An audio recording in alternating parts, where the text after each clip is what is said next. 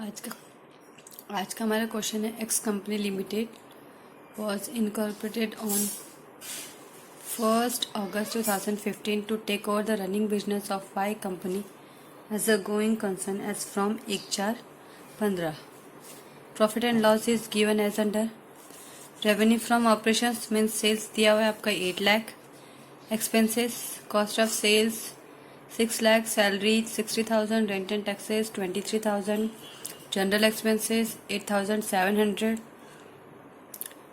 discount allowed 8,000, formation expenses 4,800, interest on debentures 1,400, interest to vendor 6,000 up to 30th September 15, repairs to buildings 8,100 and net profit for the year 80,000. यहाँ पर आपको revenue from operations means sales given है, cost of sales given है, GP calculate करना है. Additional information दी हुई है वो देख लेते हैं.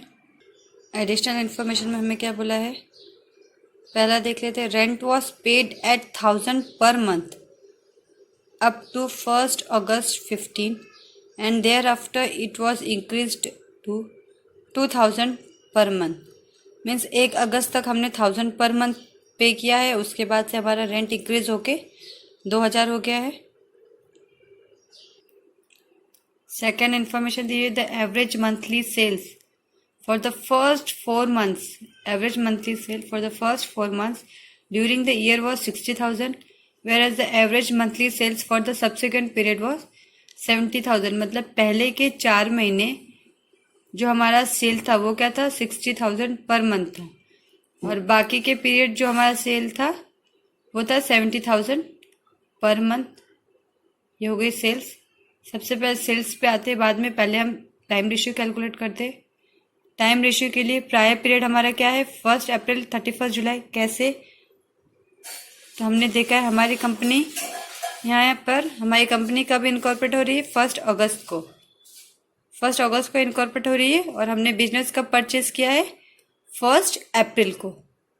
तब से तभी तक का प्रायर पीरियड हो गया, इसलिए हमारा 1 अप्रैल टू 31 जुलाई, 1 अगस्त के पहले का 4 months एंड 1 अगस्त टू 31 मार्च तक का हमारा कौन सा पीरियड हो गया, 8 months पोस्ट पीरियड.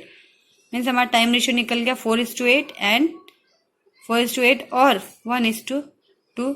अब सेल्स के लिए क्या बोला हुआ है हमारा, during the year the sales for the first 4 months was 60,000 4 months and the average monthly sale for the subsequent period it was 70,000 per month.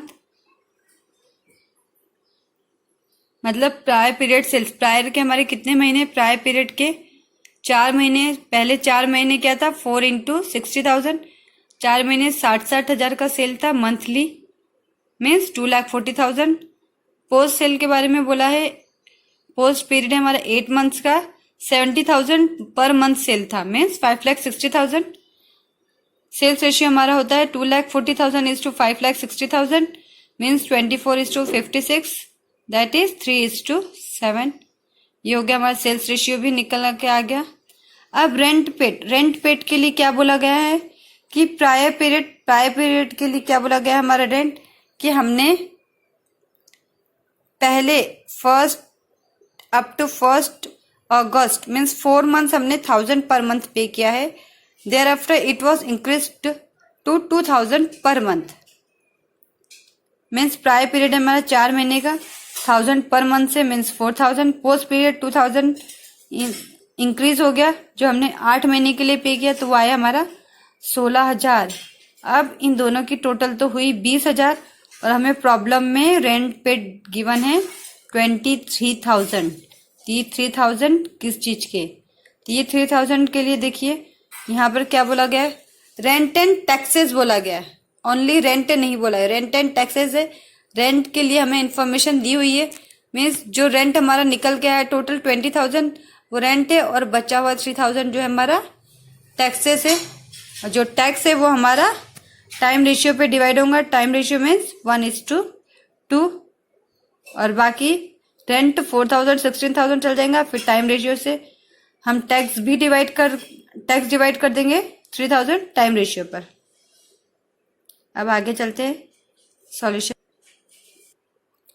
अब सॉल्यूशन पे आते हैं, लेकिन उसके पहले एक पॉइंट और दिया गया, interest paid to vendor up to क्या बोला गया हमें, 30 सितंबर तक के पे किया है हमने, 30 सितंबर तक पे किया है। 30 सितंबर तक के मतलब कितने हो गए हमारे, 6 महीने।